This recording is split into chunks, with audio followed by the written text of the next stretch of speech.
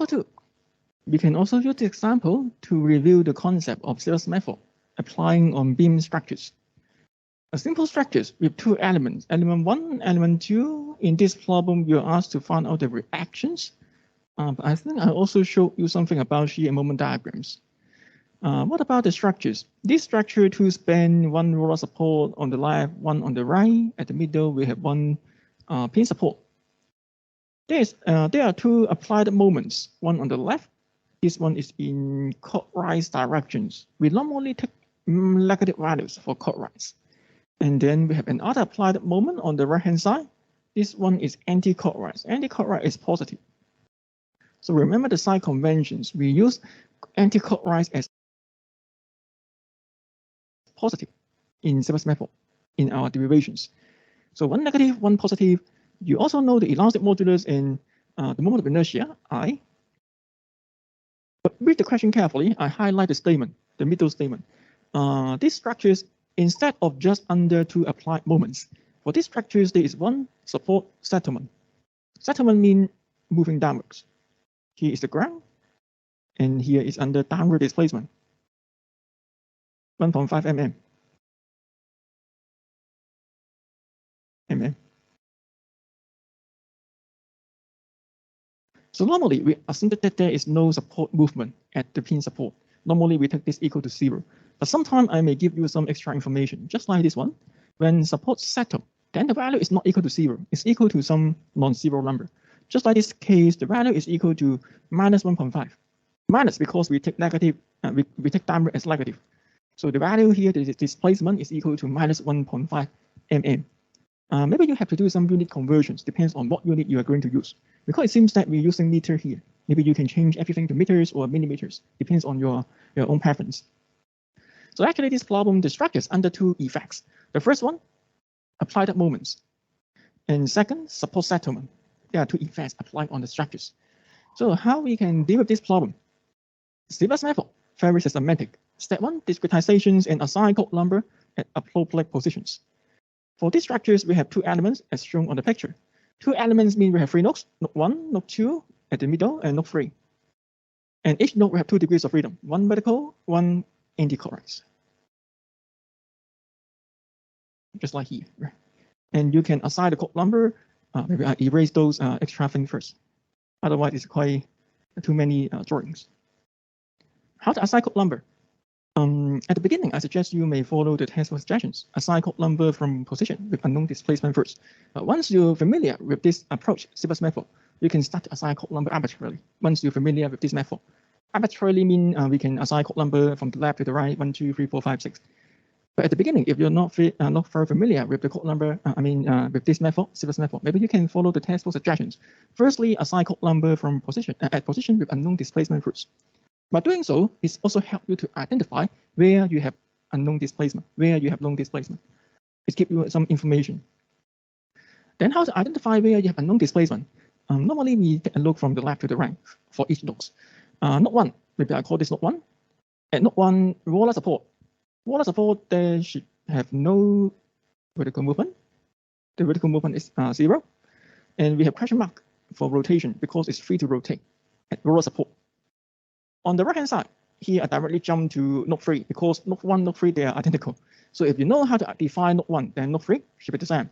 No vertical movement. And then we have question mark for rotations, free to rotate, roller support. Then what about the pin support at the middle? The pin support is under support settlement. But the value is known. The value is equal to 1.5, a known value.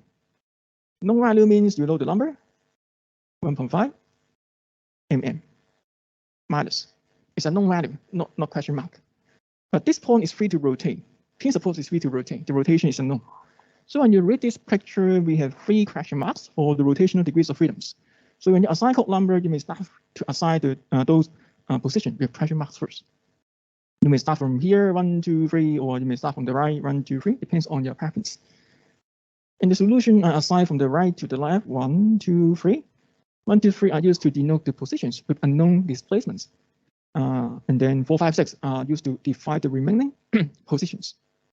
These are the code number diagrams I would like to use. If you have time, you may redo the example again by changing the code number. It will help you to understand how to use this method. This is so-called step one. I call it discretizations and assign code number diagrams. At the same time, you can put down the known displacement, known force vector, because they are just from inspection. No special skills are required. From the picture, you can immediately define what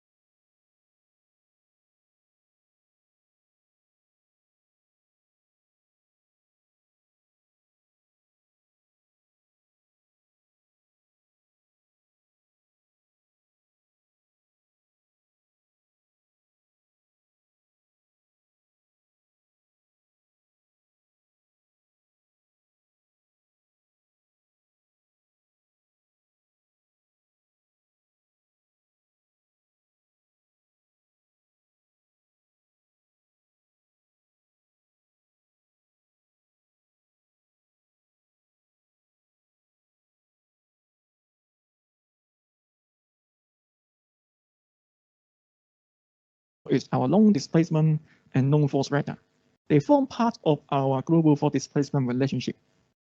CFAS method is pretty straightforward in terms of the concept because what we have to do is to try our best to find out all the information inside this equation. Find out QK, find out DK, find out our CFAS matrix, and then solve this matrix equation. This is the core of this approach, CFAS method. Sometimes you may need to add one additional vector right on the right-hand side.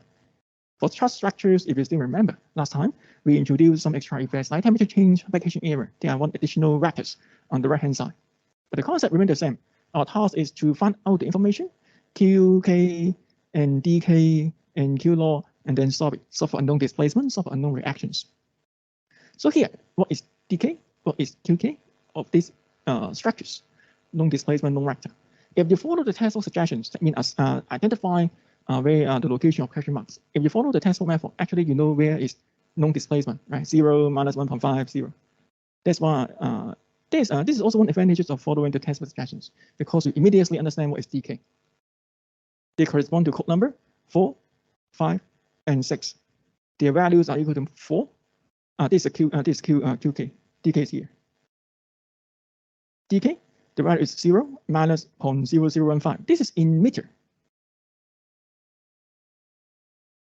This is in meters. I changed the values to meters. Just keep the unit consistent. 0 minus 0.0015 meters and 0. Right. Correspond to code number 456. There's one skill. If you find that DK involves code number 456, then QK should involve the remaining code numbers 1, 2, 3. Then you can go directly to direction 1, 2, 3 to take a look of the applied force or applied moment, if there's any. This picture just shows you code number diagrams. This does not show you the force. So you have to go back to the previous slide to have a look. In these structures, we have 2 applied moments, one here, one here. Clockwise negative, anti-clockwise positive. So you can assign their positions according to the code number diagrams. This is 1, right? Direction 1. Middle. At the middle, we have one. We have no applied moment. There's no applied moment at the middle. You can't see from the pictures. So applied moment is 0 at the middle, and then on the left-hand side, negative values. Positive, 0, negative. We do not have applied moment at the middle. We only have 2 applied moments on the left, on the right. These are the known force and known displacement vector. Something we can obtain at the beginning after constructing the Coulomb diagrams. It's form part of the Q and D vector, if you're familiar with the symbol. Later on, we will integrate all the things together into these Q equal to KD equations. At this stage, we can proceed to step 2. Step 2 is construct the element sequence matrix. Element sequence matrix, you have to use the matrix that I showed you before twice for element 1, element 2. And you can also see that from this picture, element 1, element 2 have the same length. They have same E, same I, same length. So when you just take a look inside the element sequence matrix, you can see that the value should be the same because all properties are the same for element 1, element 2. The only difference is the Coulomb arrangement. Element 1, element 2, all the values inside are the same. The only difference is the Coulomb order. 6352 for element 1, 52414 for element 2. How to get this order? Maybe I use element 1 as an example here. According to our definitions, when you use the Coulomb, when you use the sequence matrix, the first row, first column correspond to the degrees of freedom, ny, and then nz. Ez mean the rotation directions, and then fy, fz. So according to our Coulomb diagrams, the member oriented from left to right. This is the member orientation. This orientation helps you to define node N and node F. The arrow points to node F, right? The other side is node N. Ny means node N, Y directions. You can see that the direction number is 6, 6, 3, and then 5, 2. From the Coulomb diagram, you can see clearly the arrangement of the order of the Coulomb in your matrix. So actually, the answer is written on your Coulomb diagram. Depends on how you define your Coulomb diagrams. Once you have this element matrix, you can try your best. Combine them together. We call it assemble. Combine them together to form the whole big structure sequence matrix. In topic 1, we introduced the different skills to combine K1, K2 together. Here I enlarge. I did not show you the process. You can enlarge K1, K2 to a matrix with dimension equivalent to the structure sequence matrix, big K. Big K is a 6x6 matrix because we have totally 6 degrees of freedom. And then you can rearrange the order in ascending order, make it more easy to combine them together. I think example 1 show you more clear about the assemble process. Here I directly give you the big K. This is the big K. This is our Q force vector. And on the right-hand side, we have also displacement vector. The upper part of Q is called QK, known force vector. The bottom part of D is called DK, known displacement vector. And then here, unknown displacement, something we would like to solve at the beginning. And here is unknown reactions, QU. These are the things we are going to solve. Firstly, solve for DU, and then solve for reactions. We have 3 unknown displacement to be solved. That means you have to solve for 3 simultaneous equations, or you may inverse a 3x3 matrix. Depends on which skills you would like to adopt. But one thing, K11 always important, right? K11 directly multiplied by DU. K12 here. In the past, we ignore K12, K22 in our calculation in the past, because in the past, dk is a 0 vector. But here you can see that when you take a look on dk is not 0. Maybe I put down the equation more clearly. In the past, when you want to solve for unknown displacement, you are using this equation, K11 du plus K12 dk. In the past, when dk is 0, then we ignore the second terms. But when you take a look of this matrix equation, you can see that dk is not 0. dk is not 0. dk is something. So here you have to also use K12 or part of K12 to find out the values of the second terms. Which part is useful in K12? You can just verify using matrix multiplications. The first row here times our displacement vector. You can see that the fifth elements, I mean this one, we multiplied by a non-zero number in along the displacement vector. Same for the second row, same for the third row. So simply speaking, you have to also construct the fifth columns in this matrix because it's always multiplied by minus 0.015. K12 is not useless, okay? K12 is useful. Part of it is useful. Then you can solve it. Here I solve for three simultaneous equations. By solving these three simultaneous equations, then you can find out D1, D2, D3. They are the three unknown displacements. EI is a known value. EI, I give you EI at the beginning. So EI is not a symbol. EI is some numerical values. I substitute EI at the end of these calculations. So D1, this number in radian. We use radian for rotations. And then D2, 0. D3, minus something. Quite interesting. You can see that the magnitude of D1, D3 are the same, while D2 is 0. D2 is 0 means there is no rotation. No rotations mean horizontal. Okay, no rotation angle. Actually, if you're familiar with structure analysis, you can see that this answer is reasonable. The reason is very simple. When you go back to the problems, you can see that this structure is symmetrical. You have symmetrical supports, you have symmetrical loading.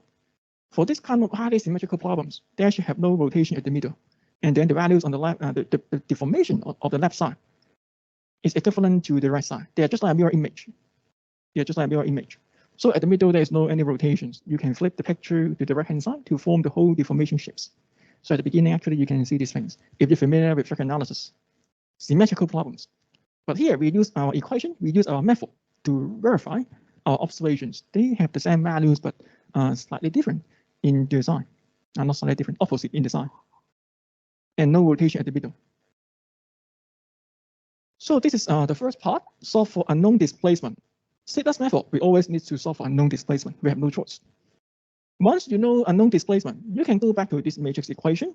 If you know D1, D2, D3, then you can use it to find out Q5, Q4, Q5, Q6. Okay, you can find out the three unknown reactions. Here, you just need to do a simple multiplications. This row times this displacement vector immediately give you Q4, and then Q5, Q6. Simple multiplications. No need to inverse matrix in these steps. So three equations, the fourth, the fifth, the sixth equations give you all reactions. Here. Negative mean pointing downward, positive mean pointing upwards, and downwards. Down, up, down. If you have this picture, I believe that most of you should be able to draw the shear and moment diagram. Please remember to practice these skills because there should be some questions in the quiz and examination regarding to how to draw shear and moment diagrams. Okay, you can use classical method, or you can use so-called graphical method. I believe that graphical method is more straightforward, right? Graphical methods mean when you take a look of the arrows of these reactions, then it tells you already the shear force, how it looks like. What about the shear force diagram? You have downward force here, right? You have downward force mean in the shear force diagram, you have a downward jump, and then no force at the middle, right? No force mean horizontal. And then you meet another upward force.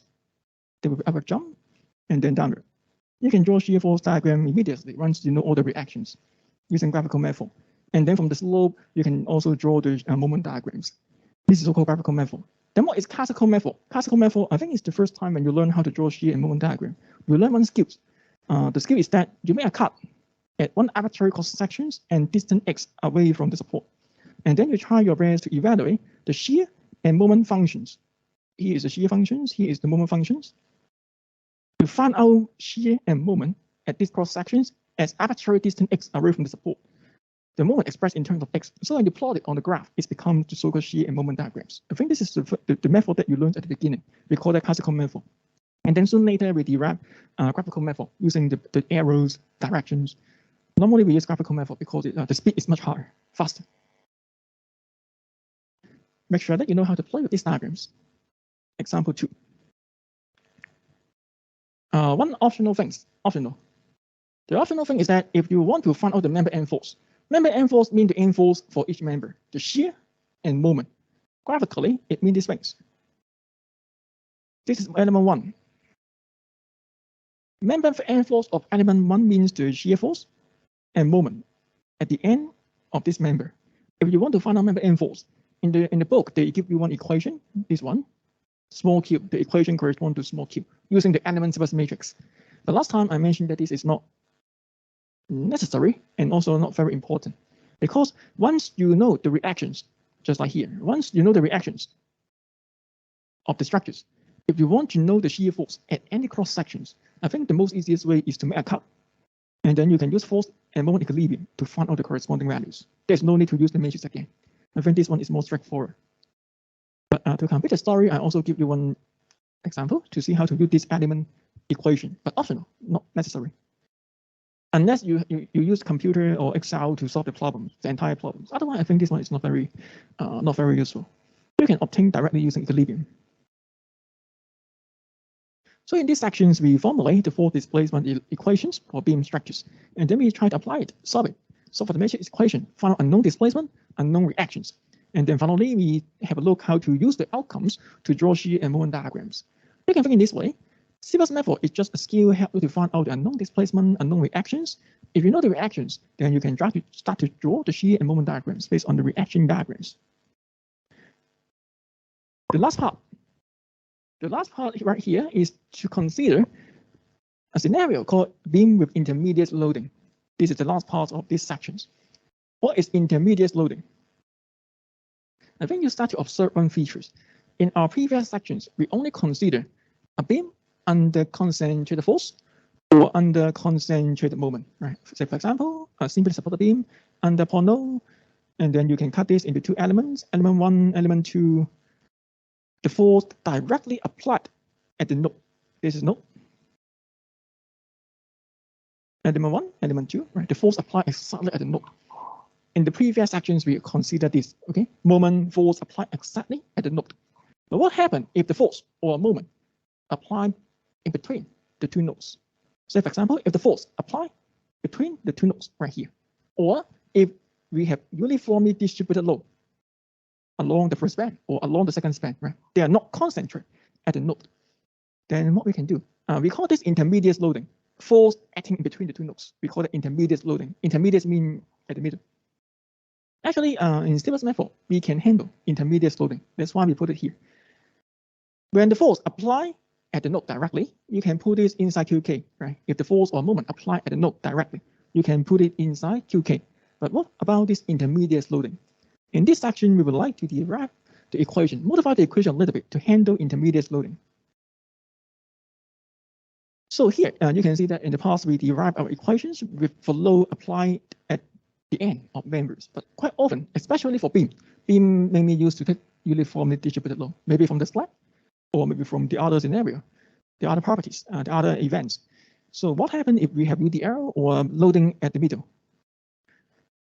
We would like to derive the formula again using this principle. This is, I think, is the fourth time, right? Using these terms, principle of superpositions. We keep applying using this principle to derive our formula. Bear in mind that there is some assumption for this principle of superpositions. This principle only valid for structures with small deformation, linear elastic. Otherwise, you can't apply principle of superpositions. As soon as the material remains linear elastic, deformation is small, then you can use it to derive our equations. How? I show you the outcome directly. Actually, you have learned slope diffraction formula. This is the slope diffraction formula you learned in the other fundamental analysis module.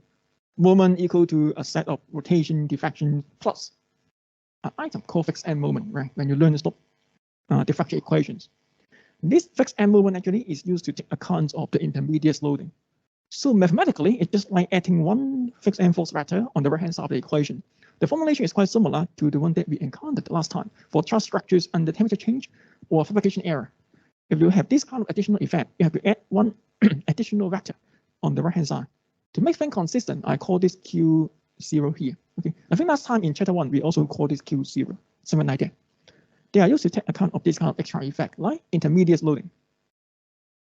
Then how to calculate their values? How to calculate the values of Q0? This is the equation that we keep using. Q equal to KD plus Q0. Q can be decomposed into QK, dK. QK is used to describe the force applied exactly at the node. dK used to describe the support displacement, normally 0, but sometimes non-zero, just like our example 2 before. Q0. Q0 is used to take account of the fixed end moment. How to calculate fixed end moment? Well, there are some formula. I extracted from the textbook. Normally, if you have textbook, you go to the first page or go to the back side of the textbook, back cover. Then there are a lot of tables. show you the fixed end moment or some standard formulas. Here I just consider two classical examples. These are the two cases that I will assess you in the quiz or examinations. But when you read the textbook, there will be more. But to control our scope of this module, here are the two scenarios that I will assess you. Firstly, a beam under UDL. If you consider a UDL between two nodes, then the fixed end force, fixed end moment can be calculated using this picture. The force equal to WL over 2, while the moment, the fixed end moment, equal to WL squared over 12. You can arrange them in a vector form because, you know, in Sylvus method, we always arrange our components in a vector or matrix form. Ny, Nz, Fy, Fz. Here is N, here is F, as usual. For UDL, you can find out the Q log vector, Q0 vector using these expressions. And then for if there is a force applied at midspan, a concentrated force at midspan, this is the near end node, this is the far end node. If the concentrated force is not acting exactly at the node, but in between the two nodes, then you can also handle the problem using fixed end moment. The force and moment are shown on this picture. So every time when you need to handle intermediate loading, you can go back to this picture, this line, page 46, find out the corresponding fixed end force, fixed end moment, according to the nature of the force, and then put it back to this equation. So Q0 is not unknown. In the other words, Q0 is well divided, depends on the loading. You know it at the beginning, depends on the nature of the loadings. So here you can see that you know Qk, you know dk, you know Q0. K is something that you know, you can construct a matrix yourself. So go back to the original problems. Your task is to solve for du and then Qu, a very systematic approach. Then how to derive the problem, how to derive these equations? I show you a few steps. I'm not testing you derive, so here I turn this to reference. I just ask you how to apply the equations, how to find out Q0 and solve it. But when you derive you want to derive the equations, you can use superpositions. What is superpositions? Superpositions mean you break down a complex problem to different simple scenario, and then add up the outcomes together. So here, scenario 1, case A, we assume loading directly acting at the nodes. The values the magnitude is equal to the fixed end force of fixed end moment, that I showed you before, but the direction difference. This scenario, there is no loading at the middles. Scenario B, we consider our fixed end force, fixed end boundary conditions, fixed end here, fixed end here. And then there are fixed end force, fixed end moment on the two sides of the problems. So when you add up these two scenarios together, add mean addition. When you add up these two scenarios together, you can see that the force on the two nodes cancel out, only the UDL remains at the middle. So it can simulate the actual problems. UDL scenario. Equation will be the one that I showed you before. Here you can turn this to 0, F being fixed end moment, but to make the symbol consistent, you may call the second terms on the right-hand side to 0. So actually this equation comes from superpositions, break down complex problem to two simple cases, and then combine them together. But more important is to understand how to use this equation to solve our beam problems. How to use it? There's one example to illustrate how we can use these equations. Here, example 3. Example 3, determine the moment developed as support A. Here is support A, that means the fixed end. The moment at fixed end. I think I also asked you to draw the shear force and moment diagram, although I did not raise the questions right here, because I want to show you more information, right? Not just stop at moment, but you can proceed to the moment and shear force diagrams. So have a look at these problems. We have one fixed end on the left-hand side. We have two roller support, one at here, one is here, one is on the right side. The first span of the beam is under UDL. The value is 32 kilonewton per meter. Well, on the second span, there is a concentrated force acting at the middle of the second span. The value is 48 kilonewton. Okay, so we also give you E and I. You know E, you know I, you know EI. So you can find out the numerical value exactly. There's no symbol in the answer. So how to deal with this problem? Different people may have different discretization skills. The procedure is quite systematic. You firstly conduct discretization, assign code number, and then find out element matrix, formulate the four displacement equation, and then solve it. The procedures are always the same. But the problem is, hey, how to discretize these structures? To discretize these structures, there are two ways. Method 1, Some guy may like to divide the problem in this way. Element 1, element 2, element 3. Some guy may like to divide the structure into 3 elements. 1, 2, 3, 4. There will be 4 nodes, 3 elements. Well, this is one option. You can cut into this manner if you like. But in this problem, I would like to use a more easy way. Instead of dividing these structures into 3 elements, here, I would like to divide these structures into only 2 elements. Element 1, element 2. I cut these structures into only 2 elements. Then what is the consequence? If you divide these structures into 2 elements, 1 and 2, 3 nodes. If you divide these structures into 2 elements, 3 nodes, then you can see that UDL is intermediate loading, right, in between 2 nodes. 48 kilonewton, this concentrated force is also applied in between 2 nodes. So this time both applied loadings are classified as intermediate loading. We have to convert them to fixed end force vector, Q0, and then put it into our force displacement relationship. Okay, here we use fixed end moment, the concept, the picture that I showed you before, to handle this problem. We have 2 intermediate loadings because they are applied in between the 2 nodes. Element 1, element 2, each node we have 2 degrees of freedom, 1 vertical, 1 anti-clockwise. So we have totally 6 arrows. 6 arrows mean we have 6 degrees of freedom. 6 degrees of freedom, we have a structure sequence matrix equal to 6 by 6. The structure sequence matrix is 6 by 6. You can determine the size of big K immediately. And then second, assign the code number 1, 2, 3, 4, 5, 6. I think I'm also using the textbook method in this example. The textbook method means you have to identify where you have unknown displacement, where you have known displacement. You can consider each node separately. Say, for example, we start from the right, we start from the left and then go to the right. The left end is a fixed end. Fixed end is a very nice support because as fixed end, normally you have no movement, no rotation at fixed end. That's why we call it fixed, no movement normally. 0, 0. At roller support, at node 2, at roller support we have no vertical movement because the structures cannot go inside the ground, right? No vertical movement, but it's free to rotate. At roller support. And then at node 3 is another roller support. The nature is basically the same as the node 2. No vertical movement, and then the rotational degrees of freedom is question mark, unknown rotations. So when you take a look on this picture, we have 2 question marks. That means you have 2 unconstrained degrees of freedom. You have 2 unknown displacement, simply speaking. You have 2 unknown displacement. Then what is the size of K11? If unknown displacement is 2, then K11 is a 2 by 2 matrix. It's relatively easy to solve in these problems, although it's not complicated. And then you can assign code number. You can assign code number starting from the position with question marks. Let me have a look at my assignment. Assign the code number starting from the right-hand side here, 1 and 2.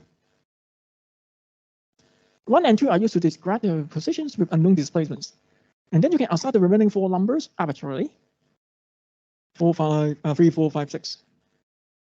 This is the code number diagram I would like to use in this example 3. When you work out this example yourself at home, you may reconstruct the code number diagrams to practice the skills. You should get the same answer if you follow the step properly. And then you can assign and you can set up the known force, known displacement vector, dkqk. You know it's dk, right? dk is the zero displacement. dk is the known displacement vector, which means the support displacement. All 0 in this scenario, relatively easy. All 0. d3, d4, d5, d6 are 0. We just analyze together, right? We have all 0 at fixed end, at raw support, at the middle and on the right. The corresponding code number is 3, 4, 5, 6, dk. If you use the shortcut, then qk, you know the size, you know the code number, right? qk involve code number 1, code number 2. You know the code number for qk, but what about their values? Well, their values is equal to 0 here because we do not have any applied moment. We do not have applied moment on the pictures. On the pictures, you cannot see any applied moment. There is no applied moment at these 2 positions. That's why if you follow our notation, qk becomes 0. 0, 0 correspond to node 1 and node 2, direction 1 and direction 2. Then you may ask, hey, where about the fixed end force? Where about the concentrated force? And what about the UDL? We will put them into the Q log vector, the second term in our matrix equations, the fixed end force, right? Fixed end force and fixed end moment. We convert them to the fixed end force and fixed end moment. How to do so? On the next page, I will show you how to do the conversions. But here you can see QK and DK. They form part of our force displacement equation relationship. But this is our final target. We know part of Q, we know part of D, we know this is what we have at this stage. We will try to put all the things into the equation before solving it. How to find out the fixed end force and fixed end moment? I consider element 1 first. Here is element 1. Element 1. You can go back to the previous, the page with fixed end force diagrams. I forgot the page number. You may go back to the previous sections. I copy the picture on the top right-hand corner. From the picture, you can see the value of the fixed end force. The force is WL/2 here. W is 32. The length is 6 meters long for element 1, and then divided by 2. You can find out the force and moment. Did I show you the force? The force here. The force is equal to 32 times 6. 6 is the length of element 1 divided by 2. So the force, 96 kilonewton. The fixed end moment, WL²/12. The value is also equal to 96. Fortunately, same numbers, same magnitude, but they have different units. For force, we use kilonewton. For moment, we use kilonewton meter. Be careful of the units. Wrong units, you get a totally different answer. So we have fixed end force. Convert this picture in a vector form. Convert this to a vector form. For element 1, I put a superscript on the top to denote that it is element 1. The value is equal to 96, 96, 96, and minus 96. What are they? The first element used to contain the value along degrees of freedom ny, and then nz, fy, and then fz. We arrange our code number in this manner, consistent to our Sybus matrix. What is ny? This is element 1. Element 1 point from the left to the right. So the left end is so-called, oh, I put down the wrong symbol. The left end is so-called the node n, and the right end is node f. Okay. Then what is the code number correspond to ny? Here, the vertical code number. ny, nz, and then fy, fz. Go back to the code number diagram. This is ny for element 1, nz for here also for element 1, ny, nz. The code number order is 4352. 4352. The order of the code number for element 1, 4352. Consistent to what we put down here. 4352. ny, nz, fy, fz. These are the code number order we would like to use in element level, starting from log n and then log f. This is the first observations we have. And second, you can see a very interesting thing. The last number is minus, negative numbers, minus 96. All magnitude are 96, but the last one is negative. Why? The last one stands for the fixed end moment on the right-hand side of element 1. From the picture, you can see that this fixed end moment is a clockwise moment. Clockwise means negative, according to our sign convention in Sybus method. Because this one is a clockwise moment. Clockwise we give it a negative sign. While the other, force, vertical, upward, the moment on the left, anti-clockwise. So they are positive. Okay, be careful about the sign. Otherwise, your whole calculation becomes totally different. You will get a wrong answer if you change, if you misunderstand the sign, the symbol. So this is the fixed end moment, fixed end force vector. Fixed end force vector for element 1. For element 2, you just repeat the same things again. For element 2, you use another fixed end force diagram. We have another one for force at the middle, and then reproduce the fixed end force vector again for element 2. The next line shows you element 2. Here is element 2, and you can see that element 2 is under one concentrated force at the middle. So you can use the fixed end force diagram on the top right-hand corner, find out the fixed end force, fixed end moment, and then put it at appropriate positions according to your code number. We have also fixed end force and fixed end moment. Here, the force, and here is the moment. Here's the force, and then convert this to our fixed end force vector. Again, we start from ny, nz, and then fy, fz. Start from shear. The shear is 24, and then moment, 12. And then force again, 24, and then moment. The moment on the right-hand side is clockwise. Clockwise means negative. So you can see that the last element normally negative, because according to the fixed enforced diagram, the moment on the right is clockwise, so it's normally negative. The code number order is 5261, 5261, NY, NZ, FY, FZ. Next, we have to combine Q1, Q2 together to form the entire Q0 vector. How to combine them together? Just add up the values if they have the same code number. You can adjust, you can enlarge or rearrange Q1, Q2 so that their code number is arranged in ascending order 1 to 6. Fill 0 for those missing element. Say for example, element 1 involve code number 2, 3, 4, 5. No code number 1, 6. You can fill them with 0 so that the file size is equal to a 6 by 1 vector. It makes you more easy to observe which part should be combined to each other. Or if you're good in mapping, actually you can map directly from the previous page. But here I firstly enlarge the element and then rearrange the order so that you can see which parts should be imposed with each other. And this becomes the Q0 vector we use in our calculations. Put it on the right-hand side of the fault displacement relationship. So we know part of Q, we know part of D, right? We have QK, we have DK. After this line, we know Q0. It seems that the only missing thing is K. If you know Stevens matrix, then you successfully formulate this equation and then you can solve it. How to find out K? To find out K, we have to use our classical procedures. Find out K1, K2, and then put them together. K1, K2. This time, unfortunately, member 1, member 2 have different length. Member 1, 6 meters. Member 2, 2 meters long. So when you calculate the values, they will have different relative inside the Stevens matrix. So this time we have no choice. We have to calculate all the things right here.